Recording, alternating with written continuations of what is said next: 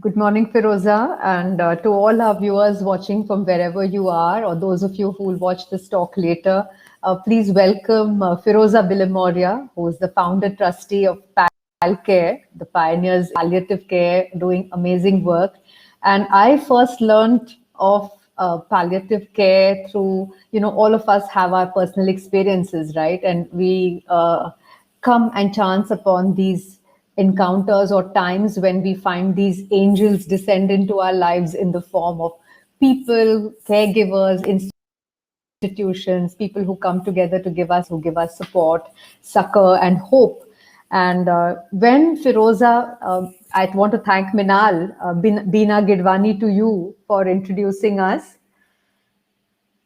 Thank you for having me, Deepa. It's an honor to be here. And I'm glad I can talk about palliative care because it's such a little known arm of medicine. People will normally raise their eyebrows and say, "What is that?"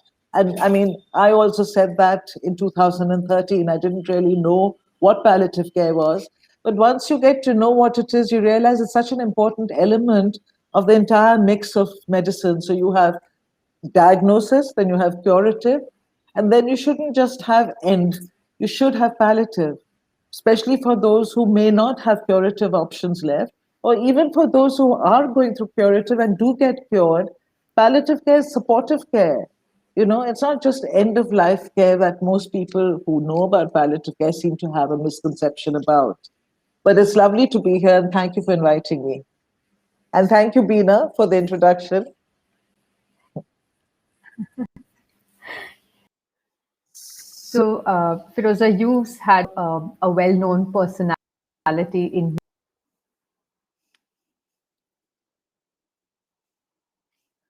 Sorry, I can't hear you.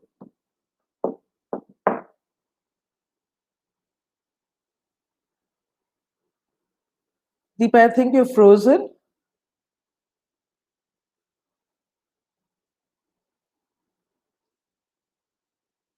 So You see me? Yeah, now I okay, I can, should yeah, I continue, think you've she come says, back. right?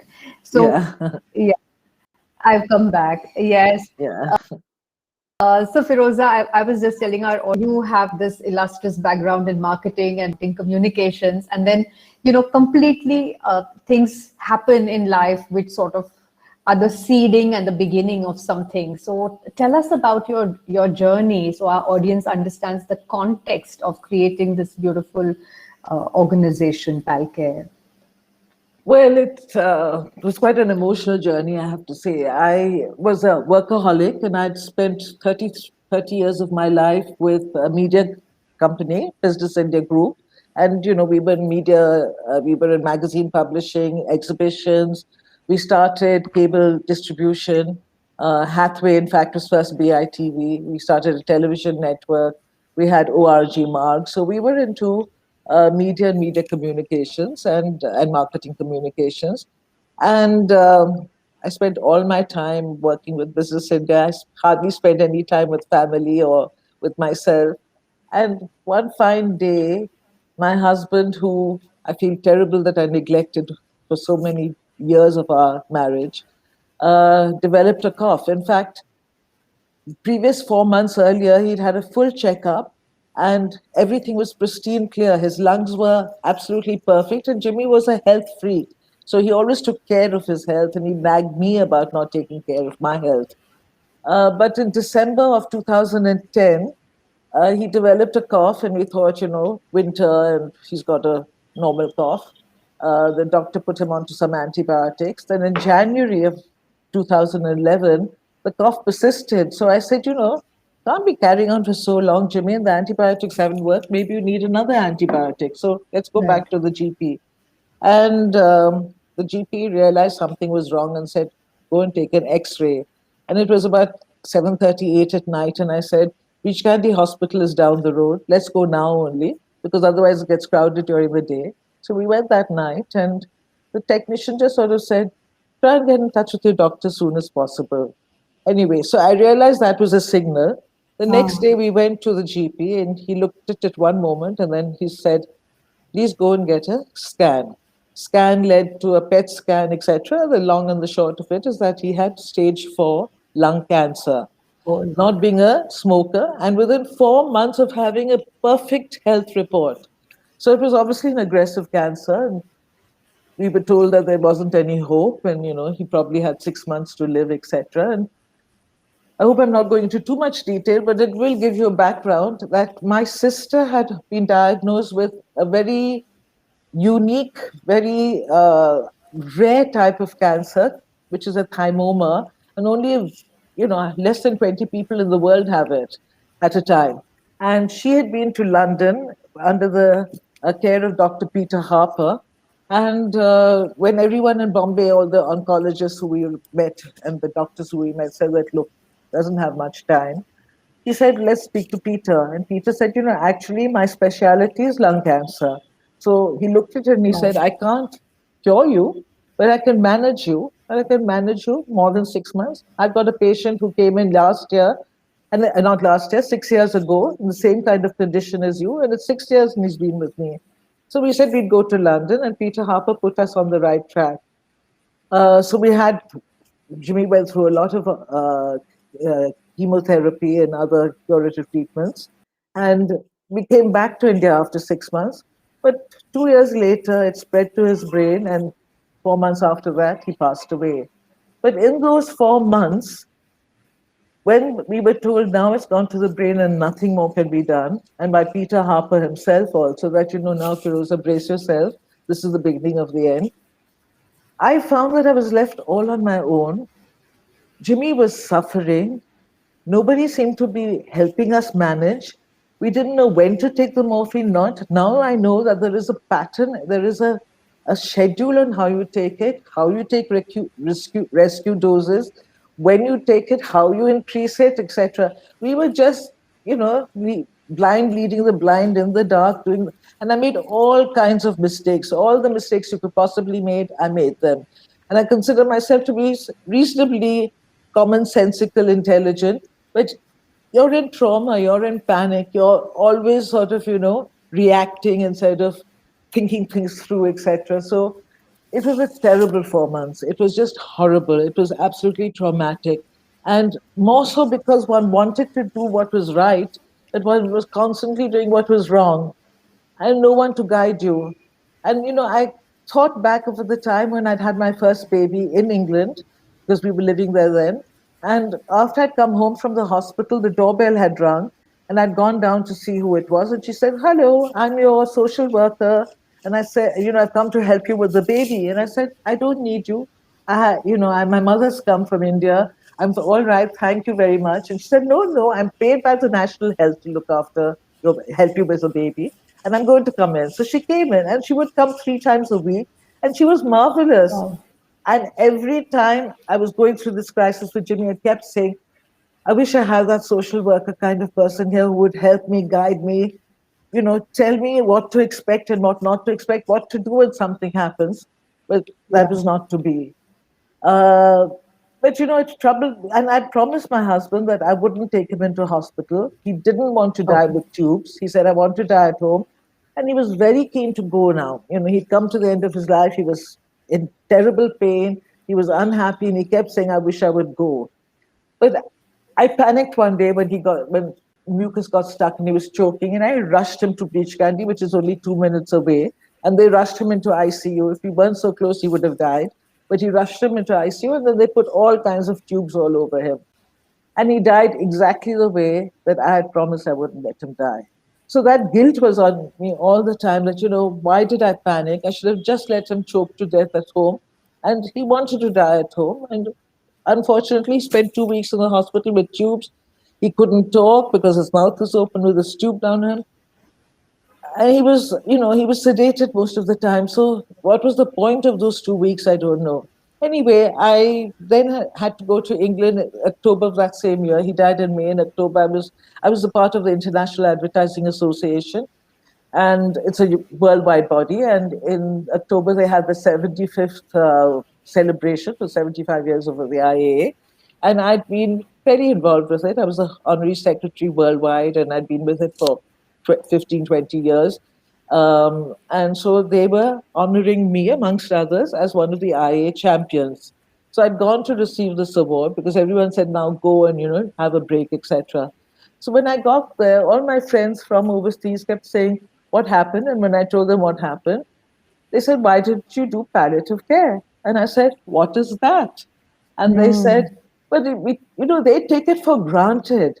They automatically, seamlessly move into palliative care. In fact, palliative care starts with curative care in more advanced countries. Yeah. So they explained what it was. And then a cousin of mine introduced me to the ex-CEO of Marie Curie, which is a very well-known palliative care organization in the UK. And he said to me, of course, there are palliative care units in India. He Googled it. He said, there's Kokila Ben has a pain care center. The Tata Memorial has a palliative care department. There's lots of palliative care. By Googling it in Kerala, he says, if you couldn't get it in Mumbai, why don't you start something? He says, I'm here. I will encourage you. I'll show you the way. Go ahead and start something. And so I came back after that trip, and Mr. Tata had, Jimmy had been on some Tata boards, and also we know Mr. Tata. So he had come over both when Jimmy was at his last stages, as also came on condolence visits. And he'd always said to me, what do you want to do now? I didn't want to go back to my old job. I wanted something different that was just far too stressful. And I wanted to do something meaningful. And also because Jimmy had said to me, you've never done any charity work. Isn't it time you started doing some? So it was a conversation which, came back to me at that stage. And Mr. Tata said, yes, Tata Trust will help you. And so they supported me for the first 4 years. They also helped me in terms of putting the whole concept together, working out the business plan, etc. And December of 2015, I started PalCare. I was also lucky to have a very honorable, very reputed board of trustees. I knew Deepak Parekh, so I asked Deepak to come on board. Ishad Hussain came on board. He was Tata's finance director. Keki Dadi Seth of Unilever, all retired. And Rusi Mehta, who was a very good friend of Jimmy's, ran his own company. And then the three of us, me and my children were the family members. And we got, through Tata's help, we got a very well written out business plan and also our trust deed, etc. And so we ventured out. And that's how actually PalCare started. Of course, the first year was very difficult because I had to find the team. I'm not a doctor. So I found a doctor who had 12 years experience, 8 years at that stage, from Kerala. So he came on as my main doctor. And then together we hired doctors and nurses and counselors. And by December of 2015, we went out and enrolled our first patient, who was a bank manager, a middle-class gentleman from Opera House. He was a clerk at a cooperative bank. And he was, it was a touching moment because he came on 1st December, we enrolled him.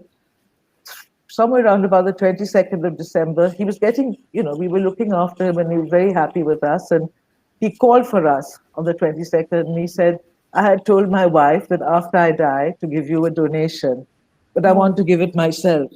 And with his shaking hands, he gave out this check to us. It was 10,000 rupees. And, it was very emotional. And 2 days later, he died.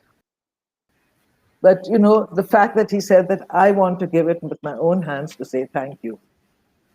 And that's really what has encouraged us to move on, because the gratitude that we get, and it's not because, we're egoistical over attention seeking, but it's just knowing that one can make a difference.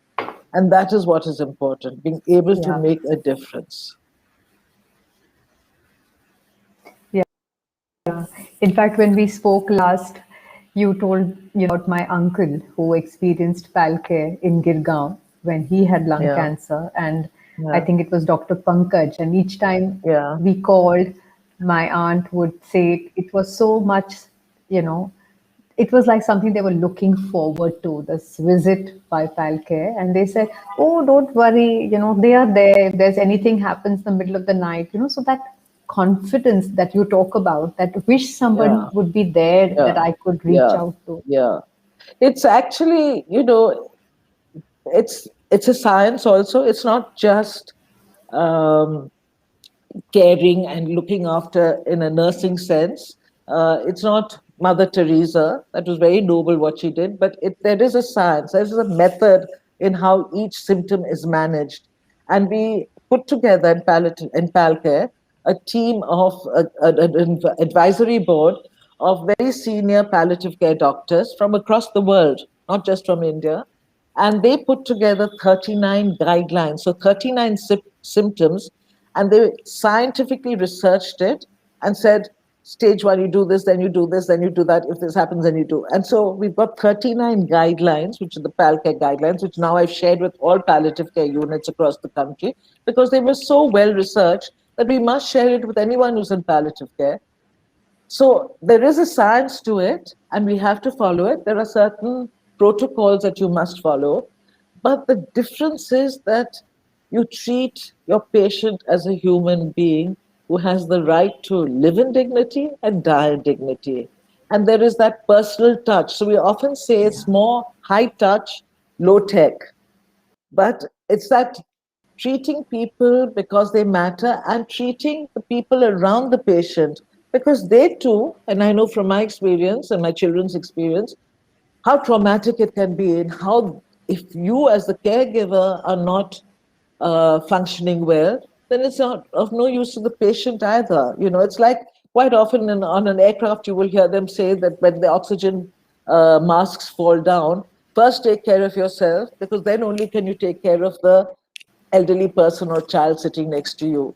And so you also have to take care of the caregiver, and we have caregiver programs, and you know, but of course the most important thing is to make sure that the patient is peaceful, is pain free, because palliative care can actually extend life. It's not meant to, but if your symptoms are under control, then there is a greater chance of you being able to carry on a little longer than you might. But even then, I have to say that palliative care is not just end of life. It is there to help support whatever treatment you might be on, or if you're on no treatment, then it's there. It's supportive care. And that's really what, you know, it's all about. Yeah. And it's In fact, also James Sicily's, respite. Sorry, it's respite in a sense. Yes, but we have, like in palliative care, we have respite centers now. They have them in the world, but we've started getting them here as well. Where quite often, because you see, most patients would like to die at home or they'd like to be at home for their treatments because who wants to be in a clinical environment with plain white walls in a ward? Well, you know, you're woken up at 6 o'clock, you must have your tea at that time, you must have your bath at this time, you want to be comfortable, you want to be surrounded by, you can't have just your loved ones coming in only when during the visiting hours. At home, you can have all this happen simultaneously, puts you into a better frame of mind. So why did I get into this? But it's, what was your question, Deepa? Got confused. But so, you know, it is much more about personal care, and it is that the patient, it's all patient centric. You're not just a number in a bed, on a bed, or in a ward, or in a doctor's list of patients. You are who you are. And as Dame Cicely Saunders, who was the founder of the modern palliative care hospice system, she would say, you know, you matter because you are you, and you matter till the end of your life. And we will do all that we can do, not only to make you die peacefully, but to live until you die. So that is the important thing, that, you know, you must live until you die. You can't just be written off. Yeah, so important. Yeah. And it's so important. And, you know, we had some weeks ago, we had Dr. Rajam Iyer, who's also yes, on your board of doctors, who's an expert in palliative care, come as came as our Torchbearer Thursday guest. And we also had Patients Engaged Prasad Bhide, who, Patients Engaged. He is Aji Care. And then we Engage from Singapore, where we had their founder come in as well. So, you know, this is a topic which is so important, and we need to kind of keep revisiting this whole aspect of what's the kind of information support, psychological support? Where can I get access? How can I feel that I'm not alone? That there are other Yes, people who've gone through similar experiences, and how can it be easier for the family and for the patient? absolutely. Absolutely. And when I started PalCare in 2015, apart from Tata Memorial and some of the hospitals, Kokila Ben had a pain management division. There weren't any palliative care units as such, you know, NGOs or even private organizations running a palliative care unit. But now so many have sprung up. There are individuals like Dr. Raja Maya. I remember before she even started, she'd come and met me and said, "How did I start PalCare?" And then we chatted, etc. And she was very enthusiastic and she started her own private practice. But now we have a palliative care network group in Mumbai, and I think there are about 12 or 14 of us who are on that group. We're constantly sharing ideas. And then Cipla Foundation is very active in palliative care, and they have also been funding quite a few of us. And they were Yeah. also saying the other day to me, and I think we're going to discuss it tomorrow, is that maybe we should have a helpline, because just the kind of questions that you brought up just now, that helpline can answer those and get people to understand what palliative care is about. I mean, the other day I had a patient's daughter who called me and said, "I want to do it." But then she called back at night and said, "I feel I will be giving up on my dad if I start palliative care for him." And I said, "No, you won't be giving up on him.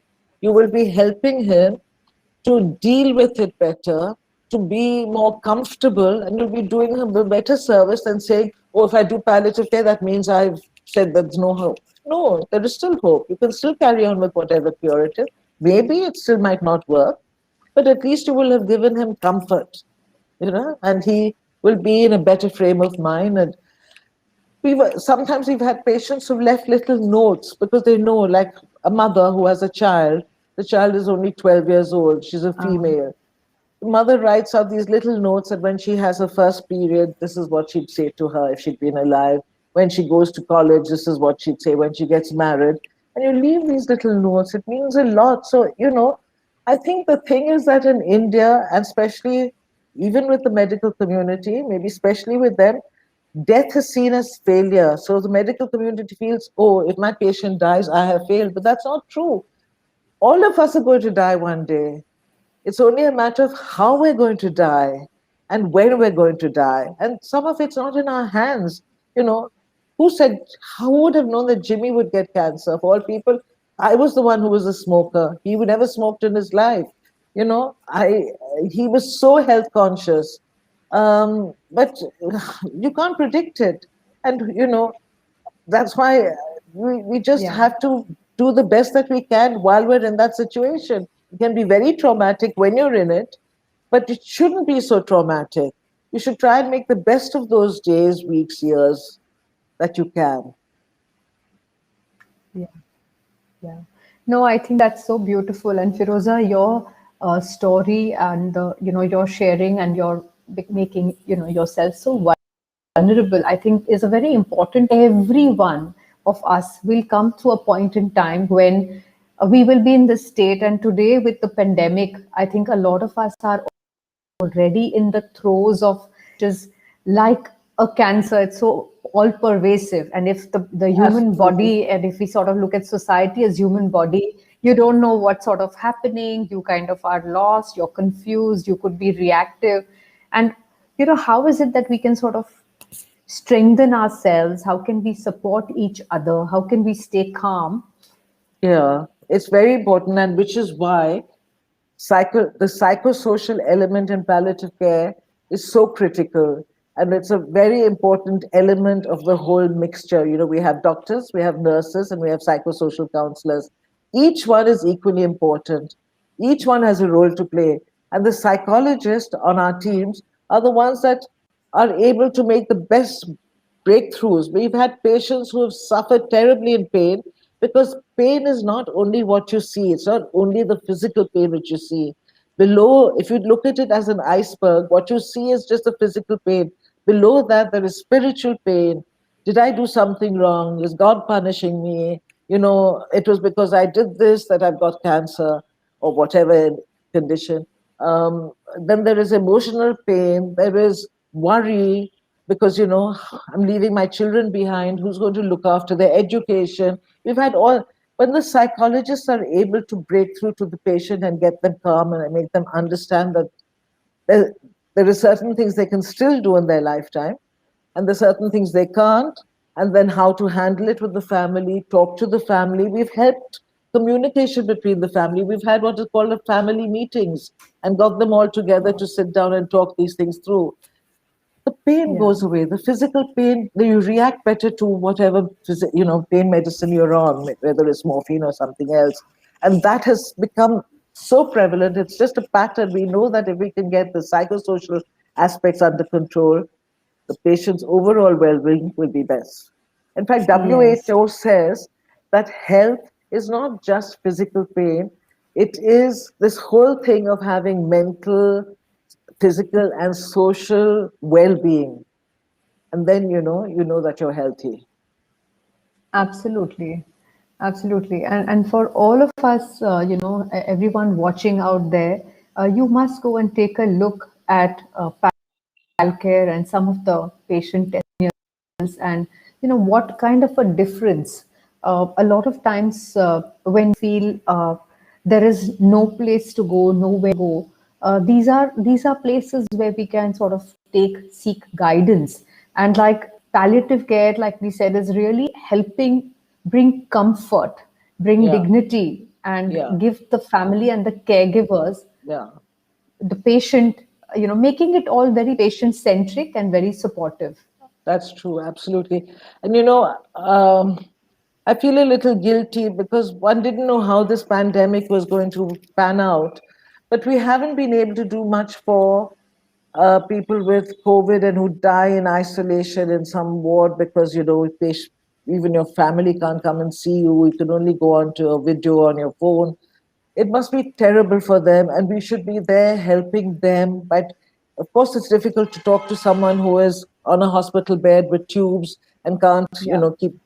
But maybe for the caregivers, for the family members, and we haven't done enough of that. But we've also been so overwhelmed trying to manage our cancer patients in a pandemic because you can't go out, you can't visit them as much as you would normally. You're doing everything through Zoom calls or FaceTime or video calls, etc. So we've also been facing our own challenges that we haven't had the bandwidth to go out and help COVID patients. And I wish we could have done that because I don't know how long this pandemic is going to last. Maybe we will think of putting together a small sort of support group for people who've lost loved ones in this pandemic, because Yeah. that role that the psychologist plays is so important, and it has made such a difference to caregivers. You said your aunt used to look forward to the Yes. PalCare coming, but that has hurt so often because it's the comfort that we bring. You're suddenly Yeah. now not just, most doctors will write a prescription and tell you, "Here, take it and go." Palliative care is about sitting down. We sometimes spend 2 hours in the patient's home. And the first visit is 3 hours. You're sitting there, you're listening, and then you're giving your opinion, you're comforting, you know. And that's the other thing. You have to listen. If you don't listen, how do you know what is going through that patient or that patient's caregiver's mind and emotional being? Or even for them to sort of vent out. My grandmother had cancer, and I remember the last time I met her, I was in Bangalore and she was in Pune. This part that you talk about, the spiritual pain, that's very difficult because she was very devout, she was very religious, and she said to me something which, I kind of, to date, it kind of makes me feel so helpless and bad, which was, if there is a God, why am I suffering like this? Yeah, So that whole why me, she was yeah, still not yeah, into that acceptance yeah, stage. And, yeah. uh, that, so exactly, so that's my aunt here. She says, wish such care existed when my mother was in extreme pain after having undergone colostomy. Yeah. And was she in Bangalore? No, in Pune. No, no, she was in Bombay and then she Bombay. was moved to Pune. Yeah. Okay. With my Because parents. Yeah. Sipla runs a very good palliative care center in Pune, and Karuna Shre runs a very good center in Bangalore. So there are, but we're not known enough. We have Yeah. hospices little dotted across the country, but not enough is known about us. We have this huge palliative care center, which I modeled myself on, to scan support in Delhi. And, they're fantastic. I have 5 teams. They have 21 teams. And each team consists of 1 doctor, 2 nurses, and 1 counselor. And then, you break up locality wise and you look after patients in those localities. But if all of us just do a little bit, even that's starting to chip away at the mountain. You said CAN support in Delhi? Yes, yes. CAN support. Okay, CANSUPPORT, capital S. We also They're have all Shanti online. Avedna. Shanti Avedna in Bombay. Too in Bombay. And some of our patients, especially those who come from the very poor groups, the low income groups, sometimes we feel that the family can't support them at home. They're not giving them the medication. Because we come, we plan it all out for them, we do the protocol, then we come back to see that they're doing it correctly, we're on the phone, etc. We'll come maybe twice a week, sometimes 3 times a week if the patient is really unwell. But some of our patients can't manage at home. I mean, the family can't manage at home. So then we actually tell them, please, let's move you to Shanti Vedna, because there at least you'll have 24-hour round-the-clock care. Yeah. I think we're running out of time. Thank you. Yes, we've come to the end of the session. And I do want our audience here to know that 2 days ago, Pheroza messaged me in the evening saying she had feverish symptoms, nausea. And then she was waiting for her COVID report, which came negative. And she sent me this exuberant, and even at that time, even when she was in pain, she said, no, I will take some painkiller. It's only half an hour and I'll come. And even that time, Pheroza, through your countenance and your message and our conversation, you provided hope. And truly, like what a good leader is, you are what a leader is, a dealer in hope. And I really am so honored to have this, meeting happen and you come and talk to everybody. Thank you so much. I'm so glad I could be here. I hope I was able to, throw some light on palliative care. And I'm sure Rajam did a wonderful job too in March. But, whatever one can do, because I think this is so important. We seem to have completely forgotten or not even heard of or haven't even started this third arm of medicine. It's the best kept secret of medicine, if you ask me. Yeah. Anyway, thank you for having me, Deepa, and all the best. Thank you for being this torchbearer. Delighted and wishing you and your children and grandchildren the very best. Thank you. Thanks, Deepa. Bye-bye. Thanks for watching, everyone. Bye.